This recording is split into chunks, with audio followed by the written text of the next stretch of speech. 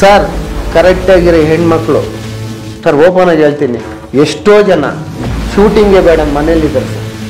ಆ ಥರ ದೇಹ ಮಾಡ್ಕೊಂಡು ನಾವು ಆಕ್ಟ್ ಮಾಡೋದು ಬೇಡ ಅಂದರೆ ಎಷ್ಟೋ ಜನ ಹೆಣ್ಮಕ್ಳು ಶೂಟಿಂಗ್ ಬಿಟ್ಟು ಹೋಗಿದ್ದಾರೆ ಸರ್. ಆ ಮಗು ಹೆಸರು ಹೇಳ್ಕೊಂಡು ಎಷ್ಟು ಸಾವಿರ ಜನ ಊಟ ಮಾಡ್ತಾ ಇದ್ದಾರೆ. ಎಲ್ಲಿ ಸರ್ ಈಗ ಹೋರಾಟ ಮಾಡೋರೆಲ್ಲ ಮಂಜುನಾಥ ಸ್ವಾಮಿ ಅಲ್ಲಿದ್ದಾರೆ, ನನಗೆ ಸತ್ಯ ಇದ್ರೆ ನಡಿ ಸರ್ ಈಶ್ವರ ಮೇಲೆ ಸತ್ಯ ಮಾಡ್ಬಿಡೋಣ, ನಾನು ₹1 ತಗೊಳ್ತಾ ಇಲ್ಲ, ₹1 ತಿಂತಾ ಇಲ್ಲ ಅಂತ ಹೇಳಿ ಆ ಮಗು ಹೆಸರು ಹೇಳಿ ಇನ್ಕ್ಲೂಡ್ ಅವ್ರ ಸಂಬಂಧನೂ ಸೇರಿ ನಾನು ಹೇಳ್ತಾ ಇದ್ದೀನಿ ಸರ್. ನಾನು ಇಲ್ಲ ಅಂತ ಹೇಳ್ತಾರೆ, ಎಲ್ಲ ಊಟ ಮಾಡ್ತಾ ಇದ್ದಾರೆ. ಒಂದು ಅಷ್ಟು ಹೆಣ್ಮಕ್ಳನ್ನ, ಅಷ್ಟು ಹುಡುಗರನ್ನ, ಅಂಕಲ್ಗಳನ್ನ, ಆಂಟಿಗಳನ್ನ, ಅಜ್ಜಿದಿರನ್ನ, ಮಕ್ಕಳನ್ನೆಲ್ಲ ನಾನು ಇಂಡಸ್ಟ್ರಿಗೆ ಇಂಟ್ರೊಡ್ಯೂಸ್ ಮಾಡಿದ್ದೀನಿ. ಅದು ಅವರೇ ಹೇಳ್ಕೊಳ್ಬೇಕು, ನಾನು ಹೇಳ್ಕೊಂಡ್ರೆ ಏನಪ್ಪ ಇದಂತ ಹೇಳ್ತಾರೆ. ಅದು ಆ ಟೈಮಲ್ಲಿ ಆ ಪೀಕಲ್ಲಿ ಹಂಗಿತ್ತು. ಈಗೇನು ವಾಟ್ಸಪ್ ಬಂದಾದ್ಮೇಲೆ, ರೀಲ್ಸ್ಗಳು ಬಂದಮೇಲೆ, ಬಂದಮೇಲೆ ಏನಾಗಿದೆ, ಚಾನಲೇ ಡಿಸೈಡ್ ಮಾಡೋದು. ಆ ಹೀರೋಯಿನ್ ಹಾಕ್ಕೊಳ್ಬೇಕಂದ್ರೆ ಆ ಹೀರೋಯಿನ್ನೇ ಆಗಬೇಕು, ಆ ಹೀರೋನ್ ಹಾಕ್ಕೊಳ್ಬೇಕಂದ್ರೆ ಚಾನಲೇ ಡಿಸೈಡ್. ಒಂದು ಡಾಕ್ಟರ್ ಪಾತ್ರ, ಒಂದೇ ಪಾತ್ರ ಇದ್ರೂ ಚಾನಲೇ ಡಿಸೈಡ್ ಮಾಡುತ್ತೆ. ಆ ಥರ ಬೆಳವಣಿಗೆ ಬಂದಿದೆ ಈಗ. ಡೈರೆಕ್ಟ್ ಇಲ್ಲೇ ಇರಲಿ ಹಿಂಗೆ ಕೂತಿರ್ತಾರೆ, ಟೀ ಕುಡಿತಾ ಹಿಂಗೆ ಕೂತಿರ್ತಾರೆ. ಡೈರೆಕ್ಟ್ ನಾನು ಸ್ವಲ್ಪ ಜೋರಾಗಿ ಡೈಲಾಗ್ ಹೇಳ್ತಾರೆ, ಹಂಗೆ ಏನಾದ್ರು ಕಬಿದ್ದೆ ಸರ್ ನಾನು ನಾಳೆಯಿಂದ ನಾನು ಬರೋಲ್ಲ ಸರ್ ಶೂಟಿಂಗ್ ಸ್ಪಾಟ್ಗೆ, ಈ ಥರ ಕ್ರಿಯೇಟ್ ಆಗೋಬೇಕು. ಯಾಕೆ ಕಲೆಗೆ ಬೆಲೆ ಇಲ್ಲ. ಅವ್ರ ಹುಡುಗಿ ಒಂದು ಮಾತು ಹೇಳಿದ್ರು, ಏನು ಅಂತ ಕೇಳಿದಾಗ, ಸರ್ ಜೋ ದಿಕ್ತಾ है वो बिकता है, जो नहीं दिखेगा वो नहीं बिकेगा ಅಂತಾರೆ. ಯಾವ್ದು ಕಾಣಿಸುತ್ತೆ ಅದು ಸೇಲ್ ಆಗುತ್ತೆ. ಏನು ಹೇಳಿ, ಯಾವ್ದು ಕಾಣಿಸಲ್ಲ ಸೇಲ್ ಆಗಲ್ಲ ಸರ್. ಬಿಡಿ ಸರ್, ಏನು ಮಾಡೋಕ್ಕಾಗಲ್ಲ. ಈ ರಾಜಕೀಯ ವ್ಯಕ್ತಿಗಳು, ಈ ಹೋರಾಟಗಳಿಗೆ ಯಾರು ಅವ್ರಿಗೆ ಶಿಕ್ಷೆ ಕೊಡೋಕ್ಕಾಗಲ್ಲ ಸರ್. ಕೊಡೋದು ಒಬ್ಬನೇ ಸರ್, ಆ ಮಂಜುನಾಥ ಸ್ವಾಮಿ. ನಿಜವಾಗ್ಲೂ ಆ ಧರ್ಮಸ್ಥಳದಲ್ಲಿ ಇದ್ರೆ ಅವ್ರಿಗೆ ಯಾರು ಅನ್ಯಾಯ ಮಾಡಿದಾರೋ ಅವ್ರಿಗೆ ಶಿಕ್ಷೆ ಆಗ್ಲೇಬೇಕಂದೇಳಿ ನಾನು ಮನಸ್ಪೂರ ಕೇಳ್ತಾ ಇದ್ದೀನಿ ಸರ್. ಸುದ್ದಿ ಮನೆಯ ಎಲ್ಲ ವೀಕ್ಷಕರಿಗೆ ನಮಸ್ಕಾರ. ಇವತ್ತು ನಮ್ಮ ಈ ಒಂದು ವಿಶೇಷವಾದ ಸಂಚಿಕೆಯಲ್ಲಿ ಒಬ್ಬರು ವಿಶೇಷವಾದ ಅತಿಥಿ ಇದ್ದಾರೆ. ಅವರು ಕೂಡ ನಮ್ಮ ಇಂಡಸ್ಟ್ರಿಗೆ ಹೊಸಬ್ರು ಅಂತ ಹೇಳೋಕ್ಕಾಗಲ್ಲ, ಸಿಕ್ಕಾಪಟ್ಟೆ ಸೀರಿಯಲ್ಗಳು ಮಾಡಿದ್ದಾರೆ. ಈಗ 2 ಸಿನಿಮಾದಲ್ಲಿ ಕೂಡ ನಾಯಕ ನಟರಾಗಿ ಅಭಿನಯಿಸಿದ್ದಾರೆ. ಮುನಿಕೃಷ್ಣ ಅಲಿಯಾಸ್ ಕೊಡೆಯ ಮುರುಘ. ಸೊ ಮುನಿಕೃಷ್ಣ ಅಂದರೆ ಸಾಕಷ್ಟು ಜನಕ್ಕೆ ಅರ್ಥ ಆಗಲ್ಲ, ಯಾರು ಅಂತ ತುಂಬ ಜನ ಕ್ವಶನ್ಸ್ ಮಾಡ್ತಾ ಇರ್ತೀವಿ. ಅದೇ ಕೊಡೆಯ ಮುರುಘ ಅಂದರೆ ಟಕ್ ಅಂತ ಸಾಕಷ್ಟು ಜನಕ್ಕೆ ನೆನಪಾಗುತ್ತೆ. ಸೊ ಕೊಡೆಯ ಮುರುಘ ಅವರು ಇವತ್ತು ನಮ್ಮ ಜೊತೆ ನಮ್ಮೊಂದಿಗೆ ಈ ಒಂದು ವಿಶೇಷವಾದ ಸಂಚಿಕೆಯೊಂದಿಗೆ ಇದ್ದಾರೆ. ಒಂದಷ್ಟು ವಿಚಾರಗಳನ್ನು ಮಾತಾಡಿಸ್ತಾ ಹೋಗ್ತೀನಿ. ನಮಸ್ತೆ ಸರ್. ನಮಸ್ತೆ ಸರ್. ಸಾಕಷ್ಟು ಜನರಿಗೆ ಮುನಿಕೃಷ್ಣ ಅಂದರೆ ಯಾರಿಗೂ ಕೂಡ ಗೊತ್ತಾಗಲ್ಲ. ಅದೇ ಕೊಡೆಯ ಮುರುಘ ಅಂದರೆ ಸಾಕಷ್ಟು ಜನಕ್ಕೆ ಟಕ್ ಅಂತ ನೆನಪಾಗುತ್ತೆ, ನಿಮ್ಮ ಗೆಟಪ್, ನಿಮ್ಮ ವೇಷಭೂಷಣ ಎಲ್ಲ. ಹೌದೌದು. ಹೆಂಗೆ ಇದು ಮುನಿಕೃಷ್ಣದ ಕೊಡೆಯ ಮುರುಘ ಆಗಿದ್ದು ಹೇಗೆ ಅಂತ?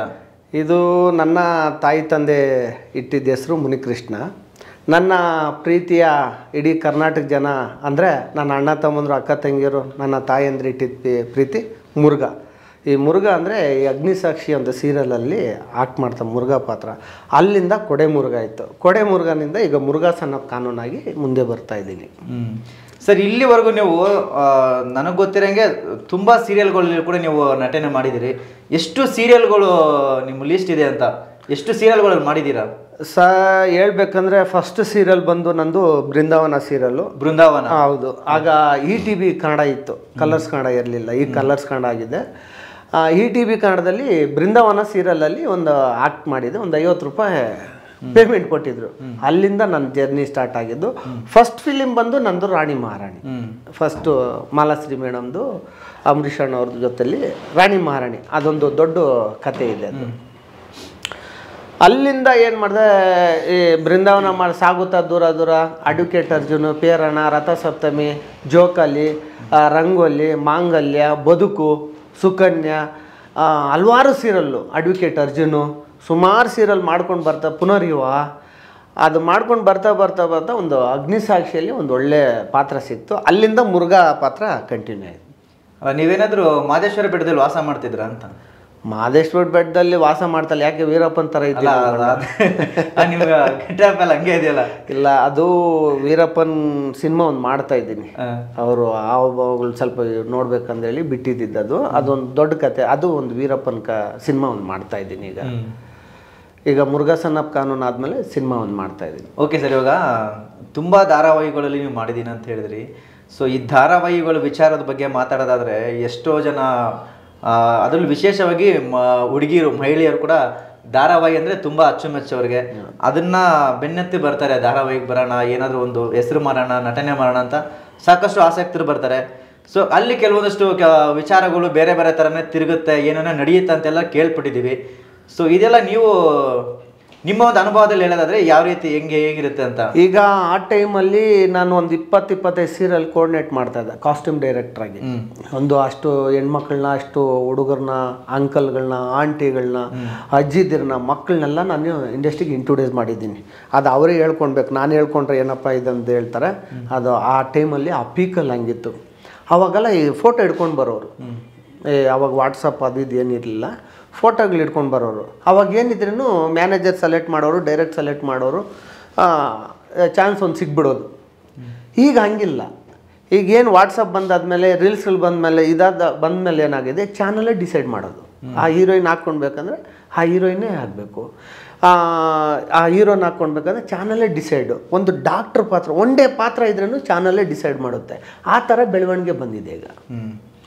ಈಗ ಆ ಕಾಲದಲ್ಲಿ ಈಗ ನೀವು ಒಂದು 20 ವರ್ಷ 30 ವರ್ಷ ಒಂದು ಸೀನಿಯರ್ ಡೈರೆಕ್ಟ್ರು, ಆವಾಗ ನಾವು ಈಗಲೂ ಹಿಂಗೆ ಇರ್ತೀರಿ ಸೀನಿಯರ್. ಯಾಕಂದರೆ ನಮ್ಮ ಗುರು ಸ್ಥಾನ ಅದು. ನಮ್ಮ ತಂದೆ ತಾಯಿ ಬಿಟ್ಟರೆ, ನಮ್ಮ ಸ್ಕೂಲ್ಗಳಲ್ಲಿ ಗುರುಗಳು ಬಿಟ್ಟರೆ ಇವರು ಗುರು ನಮಗೆ. ಯಾಕಂದರೆ ನಮಗೆ ತಿದ್ದಿ ಬುದ್ಧಿ ಹೇಳಿ ಒಂದು ಕಲೆನ ಹೊರಗೆ ತೆಗಿ ಒಂದು ಡೈರೆಕ್ಟ್ರು ನನಗೆ ಗುರು ಸ್ಥಾನ. ಅವ್ರಿಗೆ ಇವತ್ತು ನಾವು ಹಿಂಗೆ ಇರ್ತೀರಿ.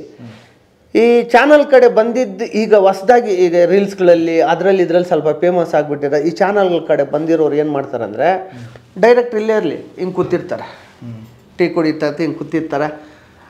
ಡೈರೆಕ್ಟ್ ಏನನ್ನು ಸ್ವಲ್ಪ ಜೋರಾಗಿ ಡೈಲಾಗ್ ಹೇಳ್ರೆ, ಹಂಗೆ ಏನನ್ನು ಕದಿರ್ದೆ, ಸರ್ ನಾನು ನಾಳೆಯಿಂದ ನಾನು ಬರೋಲ್ಲ ಸರ್ ಶೂಟಿಂಗ್ ಸ್ಪಾಟ್ಗೆ, ಈ ಥರ ಕ್ರಿಯೇಟ್ ಆಗೋಗೈತೆ. ಯಾಕೆ ಕಲೆಗೆ ಬೆಲೆ ಇಲ್ಲ.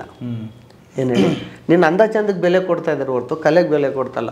ಒಬ್ಬ ಡೈರೆಕ್ಟ್ರು ಕ್ರಿಯೇಟೆಡು ಹೆಂಗೆ ಬರಬೇಕು, ನನ್ನ ಮನೆಗೆ ನೀನು ಬಂದಮೇಲೆ ಈ ಮನೇನ ಹೆಂಗೆ ನೋಡ್ಕೊಳ್ಬೇಕಂತ ಡೈರೆಕ್ಟ್ರಿಗೆ ಗೊತ್ತಾಗುತ್ತೆ. ಇಲ್ಲಿ ನೆನ್ನೆ ಮನೆ ಬಂದವ್ರಿಗೆ ಗೊತ್ತಿಲ್ಲ.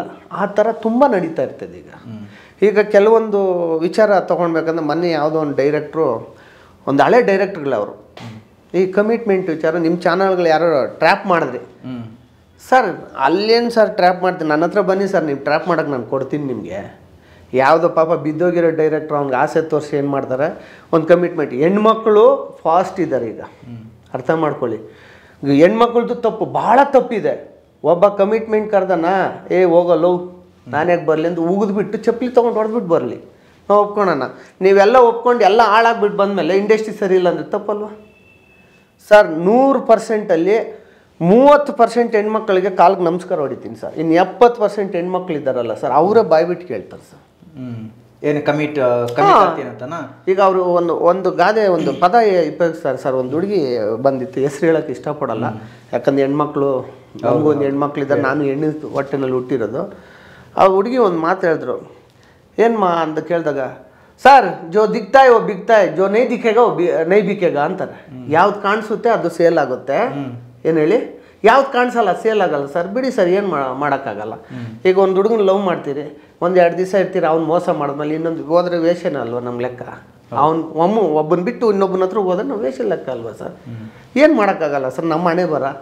ದುಡ್ಡು ಮಾಡಬೇಕು, ಹೈಫೈ ಆಗಿರ್ಬೇಕು, ಇರೋ ಗಂಟೆ ಲೈಫ್. ಈ ಥರ ಹೆಣ್ಮಕ್ಳು ತುಂಬ ಜನ ಇದ್ದಾರೆ. ಯಾಕಂದರೆ ನಾನು ನೋಡಿರೋ ಇದರಲ್ಲಿ ಆ ಥರ ಪಾಪ ಒಬ್ಬ ಡೈರೆಕ್ಟ್ರು ಏನು ಮಾಡಿದ್ದಾರೆ, ಕರೆಸಿ ಏನು ಆಪ್ರೇಷನ್ ಅಂತ ಹೇಳೋದು, ಅದು ಹೇಳೋಕ್ಕೆ ಬರಲ್ಲ ನಮಗೆ. ಆಪ್ಷನ್ ಅದೇನೋ ಮಾಡಿದ್ರು ಮನೆ ಟ್ರೋಲಲ್ಲ. ಅದು ಬೇಡ ಸರ್, ಸೌಜನ್ಯದ ಮಾಡಿ ಸರ್. ಧರ್ಮಸ್ಥಳ ಸೌಜನ್ಯದ ಮಾಡಿ ಸರ್. ಈಗ ಎಲ್ಲರೂ ಪಾದಯಾತ್ರೆ ಮಾಡ್ತಾ ಇದ್ದಾರೆ, ಎಲ್ಲರೂ ಹೋರಾಟ ಮಾಡ್ತಾ ಇದ್ದಾರೆ ಸರ್. ಆ ಮಗು ಹೆಸರು ಹೇಳ್ಕೊಂಡು ಎಷ್ಟು 1000 ಜನ ಊಟ ಮಾಡ್ತಾ ಇದ್ದಾರೆ.